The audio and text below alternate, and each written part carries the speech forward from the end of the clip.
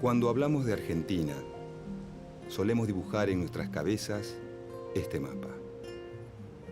Si pensamos en cómo se formó, cómo se fue delineando el territorio nacional, siempre tenemos ese mapa dibujado detrás. No podemos dejar de referirnos a él. Pensamos que Argentina es ese mapa, pero en realidad lo que ahora es Argentina, uno de los países que se construyeron después de la caída del Imperio Español en América, pudo haber tenido otra forma. Pudo no haberse llamado Argentina. Pudo haber sido muchos países o parte de un gran país hispanoamericano.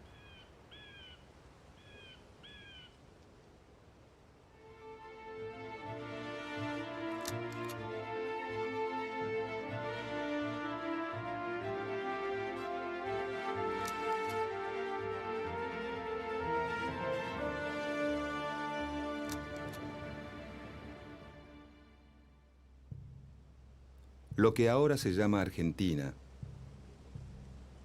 era el territorio ubicado más al sur de la América del Sur, que después de la conquista fue organizado por los reyes españoles en el Virreinato del Perú.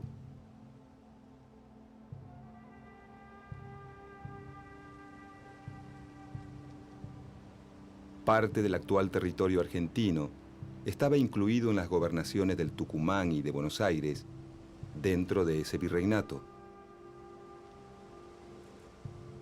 En 1776, la corona española funda el Virreinato del Río de la Plata, que ocupa aproximadamente los actuales territorios de Argentina, Bolivia, Uruguay y Paraguay. El eje de la economía se encuentra en la ciudad de Potosí, productora de grandes cantidades de plata. Y se elige a Buenos Aires como salida del mineral hacia Europa.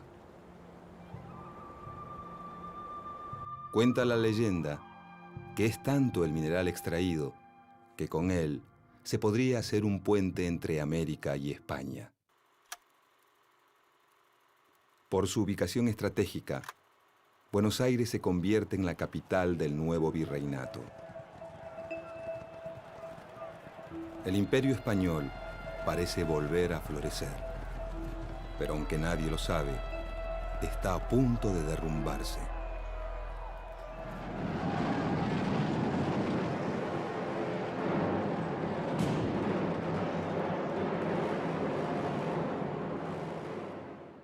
En 1808, el rey de España, Fernando VII, es capturado por el emperador francés Napoleón, que impone en el trono a su hermano José Bonaparte.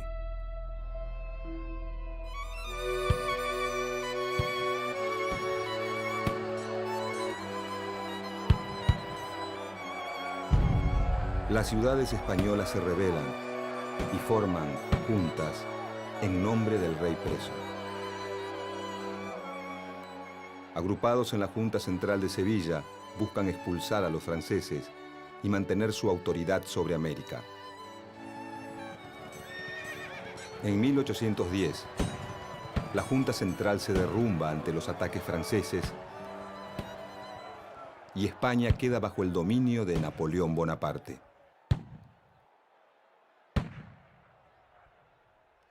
Al llegar las noticias a América, algunas ciudades deciden formar juntas. Caracas, Buenos Aires, Bogotá, Santiago de Chile y una región mexicana llamada el Bajío expulsan a las autoridades coloniales. Mientras que México, Lima y Montevideo se mantienen fieles a un consejo de regencia español.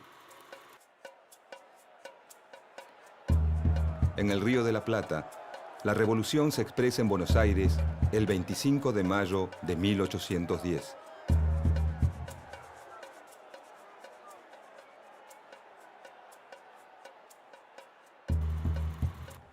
El grupo revolucionario que desplaza al virrey Baltasar Hidalgo de Cisneros cuenta con el apoyo de la milicia criolla, con la que busca asegurarse la adhesión del resto del virreinato.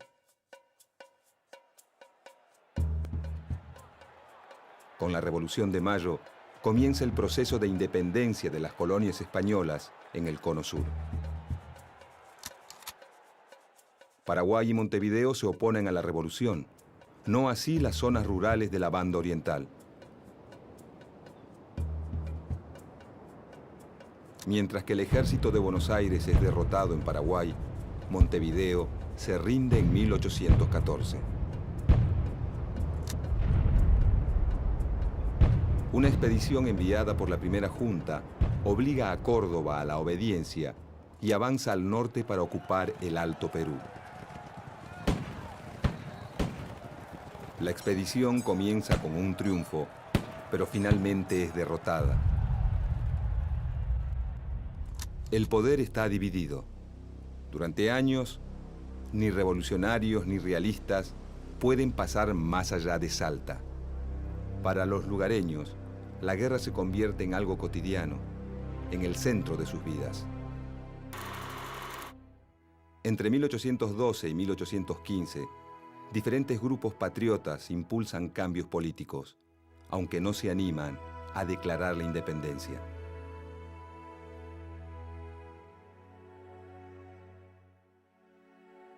En 1815, el gobierno revolucionario apoya el plan del general José de San Martín: atacar a los realistas en Chile y avanzar sobre el Perú.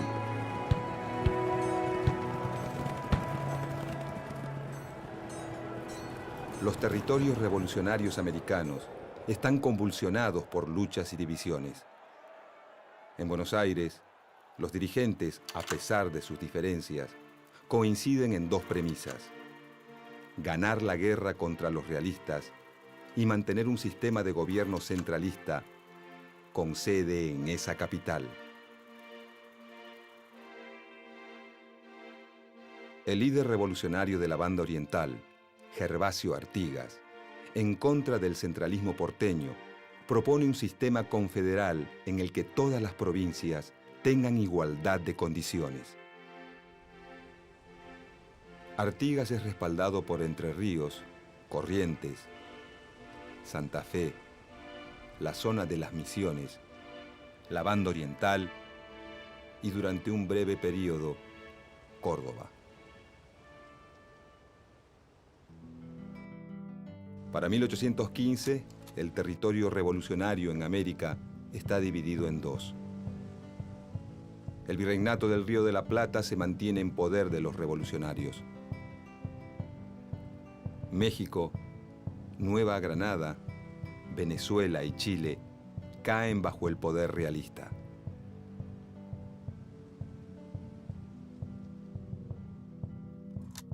En 1816, el sistema revolucionario rioplatense supera una etapa crítica.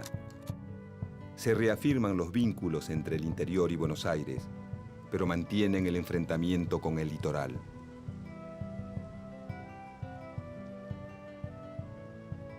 Para disminuir la tensión, se elige a la provincia de Tucumán para llevar a cabo el Congreso que declara la independencia de las Provincias Unidas de Sudamérica. Potosí, Cochabamba y Charcas, que hoy pertenecen a Bolivia, son algunas de las regiones que declaran la independencia. En cambio, algunas provincias que hoy son argentinas, como Santa Fe, Corrientes y Entre Ríos, no concurren al Congreso de Tucumán. El nuevo país independiente tiene dos grandes desafíos: el conflicto con los realistas y la guerra civil entre Buenos Aires y el litoral que dirige Artigas.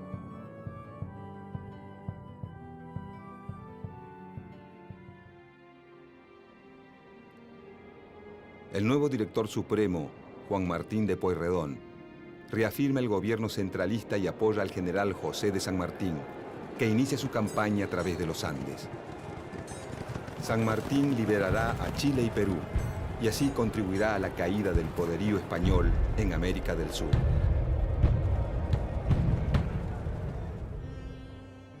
Pero en las Provincias Unidas, El alto costo de la guerra debilita al gobierno central, que delega en figuras destacadas de cada provincia la capacidad de reclutar hombres y recursos para la lucha. El sistema revolucionario vuelve a entrar en crisis y se disuelve en 1820.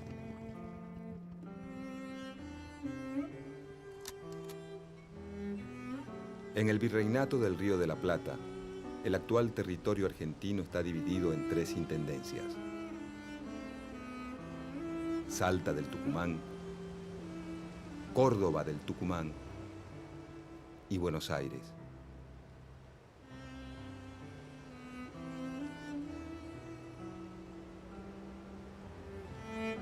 Los gobiernos revolucionarios subdividen esas intendencias coloniales. Cuyo es separada de Córdoba, Tucumán de Salta, y el litoral artiguista se desvincula de Buenos Aires. Cuando en 1820 se derrumba el poder central, la única organización política que se mantiene son las ciudades y las zonas rurales que las rodean, es decir, las provincias. Se intenta crear jurisdicciones más grandes luego del derrumbe del poder central, la llamada República de Entre Ríos y la República de Tucumán, pero pronto fracasan. Quedan entonces 13 provincias y más tarde se agregará Jujuy. Cada una de ellas posee autoridades propias. Muchas sancionan una constitución provincial y en algunas surgen líderes locales que se convierten en caudillos. Salta, Tucumán, Entre Ríos, Santa Fe y la Banda Oriental han sufrido la devastación de la guerra.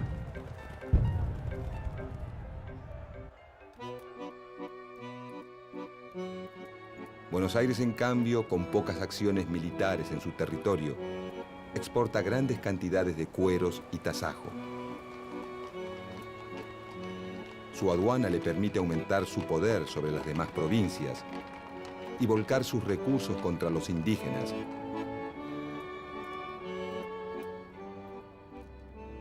Y en pocos años duplica el territorio hacia el sur.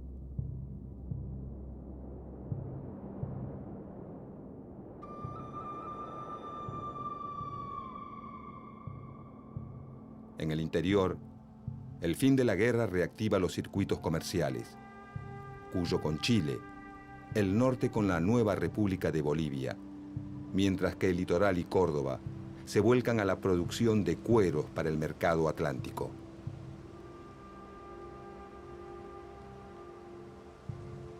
Las nuevas tendencias comerciales, lejos de contribuir a la unidad, fortalecen las divisiones. A mediados de la década de 1820, las provincias se reúnen en un Congreso Constituyente para volver a crear una unión y sancionar una constitución. El intento fracasa al enfrentarse a 2 grandes problemas. Por un lado, la guerra con Brasil, desencadenada cuando la Banda Oriental, apoyada por las Provincias Unidas, se levanta contra la dominación brasileña. Mientras que los rioplatenses obtienen importantes victorias militares, los brasileños bloquean el puerto de Buenos Aires, principal fuente de ingresos de las Provincias Unidas. Con la mediación de Inglaterra, se resuelve el conflicto y nace un nuevo país independiente, la República Oriental del Uruguay, que se separa de las Provincias Unidas.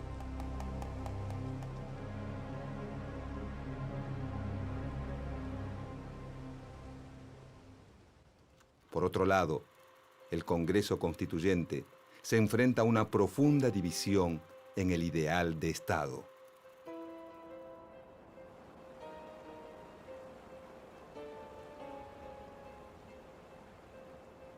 Dos corrientes surgen de este enfrentamiento.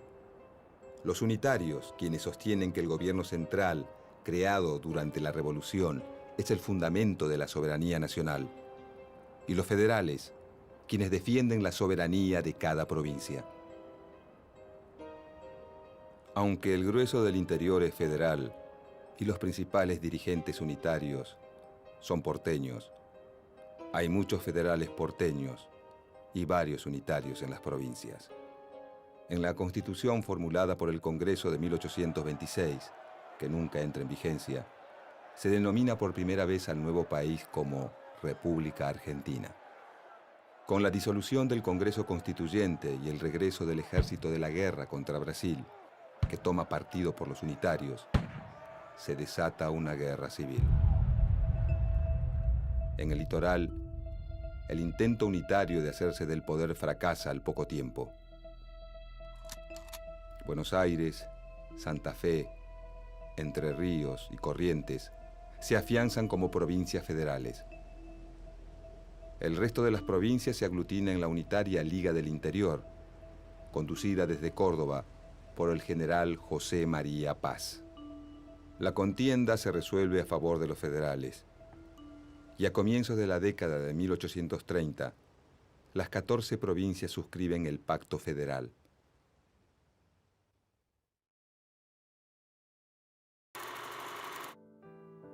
Aunque legalmente las provincias son iguales entre sí, el gobernador de Buenos Aires, Juan Manuel de Rosas, afirmado en el poder desde 1835, logra imponer su orden sobre el resto de la Confederación. Por medio de la diplomacia o de la fuerza, obtiene gobernadores adeptos en todas las provincias, afianzando su poder a través de un único partido federal.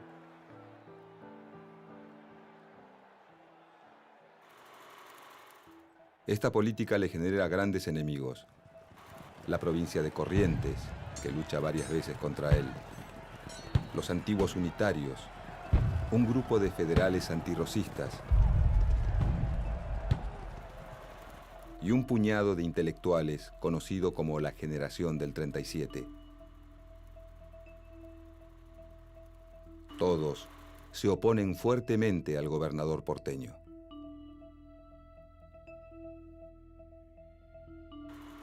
Rosas interviene en las luchas internas de la República Oriental del Uruguay.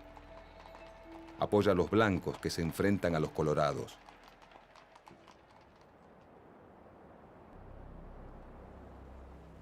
Los franceses aprovechan estos conflictos y bloquean el puerto de Buenos Aires entre 1838 y 1840.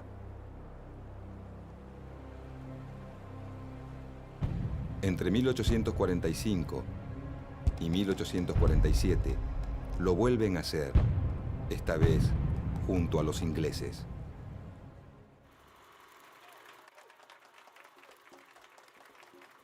Rosas supera los conflictos y logra el reconocimiento internacional de una zona política autónoma en América del Sur. Es su momento de apogeo, pero uno de sus aliados más importantes, el gobernador de Entre Ríos, Justo José de Urquiza, se levanta en su contra, ya que Rosas impide la libre navegación de los ríos, lo que perjudica a las provincias del litoral, que no pueden competir con las exportaciones porteñas.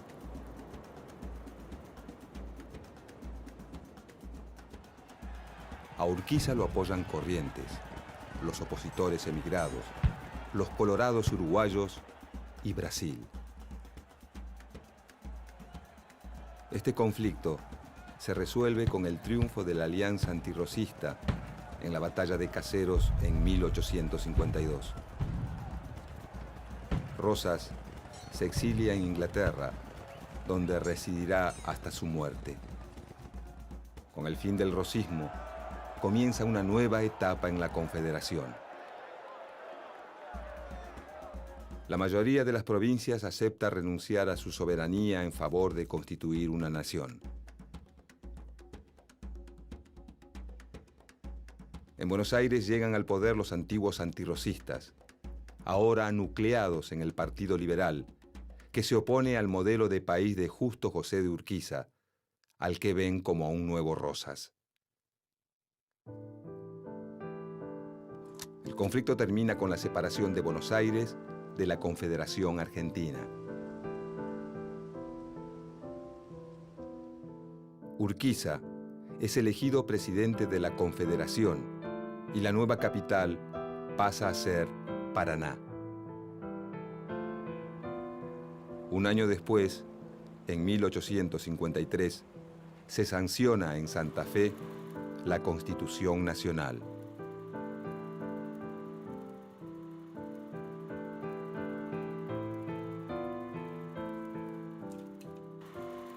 Buenos Aires no acuerda con una unión en la que no tenga privilegios, ni tampoco con entregar los beneficios de su rica aduana. Durante los 8 años en que permanece separada de la Confederación, Buenos Aires prospera gracias al aumento en sus exportaciones de lana y cuero. En cambio, la Confederación enfrenta grandes problemas económicos y muchos de sus dirigentes creen que no existe futuro sin Buenos Aires. La tensión va creciendo y en 1859 se desata la guerra. Las tropas de Urquiza triunfan en la batalla de Cepeda. Se firma un tratado de paz y se vuelve a incorporar a Buenos Aires a la Confederación Argentina. Pero los enfrentamientos continúan y en 1861 se libra la batalla de Pavón, en la que los porteños salen vencedores.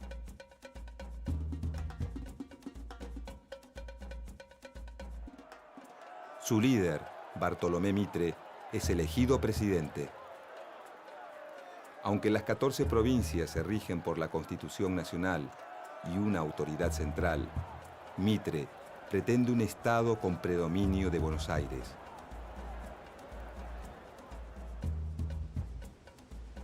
En 1865, el gobierno de Mitre firma el Tratado de Triple Alianza con Brasil y la República Oriental del Uruguay contra Paraguay. Juntos desatan una guerra larga, que en Argentina es impopular y resistida. Concluye con la destrucción socioeconómica del Paraguay, que pierde a la mayor parte de su población masculina. Brasil y Argentina se apoderan de una parte del antiguo territorio paraguayo.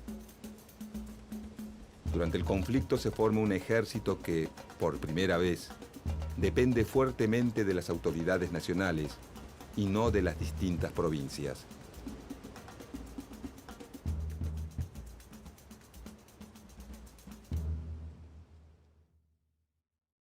Bajo las presidencias de Domingo Faustino Sarmiento y Nicolás Avellaneda, el Estado Nacional afianza su poder sobre los particularismos provinciales, apoyado en un vertiginoso desarrollo económico. Aparecen el alambrado de los campos, el ferrocarril y los inmigrantes europeos que solucionan la escasez de mano de obra. En 1880, 2 candidatos se enfrentan en la elección presidencial. El general Julio Argentino Roca, quien había conquistado territorios al sur de las fronteras, exterminando a los pueblos originarios, y el gobernador de Buenos Aires, Carlos Tejedor.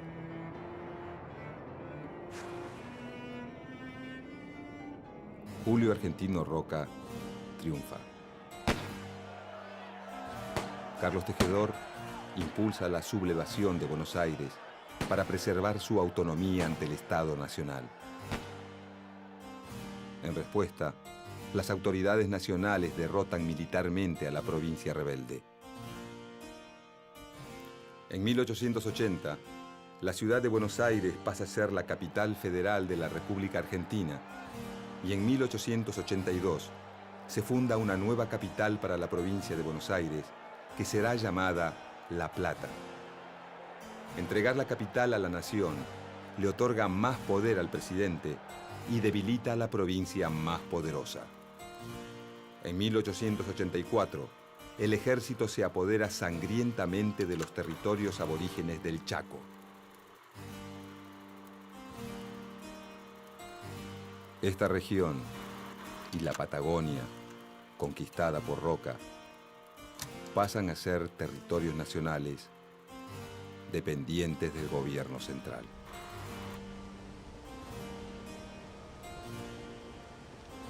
En la década de 1880, con el mapa argentino casi idéntico al que conocemos hoy,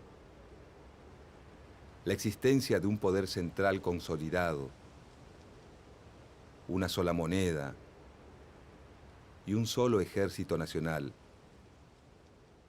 se cierra el conflictivo y complejo proceso de construcción del Estado argentino.